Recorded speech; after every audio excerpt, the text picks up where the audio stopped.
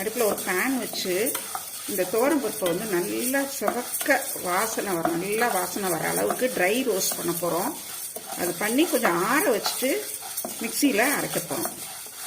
நல்லா வறுக்கணும், நல்லாவே, அதாவது ரொம்ப கருகவும் கூடாது, அதே சமயம் நல்லா சிவக்கணும், நல்லா வாசனை வரணும். நல்லா சிவந்துருச்சு, நல்லா வாசனை வந்துருச்சு.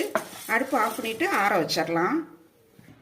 எடுத்து வச்ச மிளகாய், உப்பு, தேங்காய், வெள்ளைப்பருப்பெல்லாம் எல்லாத்தையும் ஒன்றா போட்டுடலாம். போட்டுட்டு வறுத்து வச்ச துவரம்பருப்பையும் இதோட ஒன்றா போட்டுடலாம்.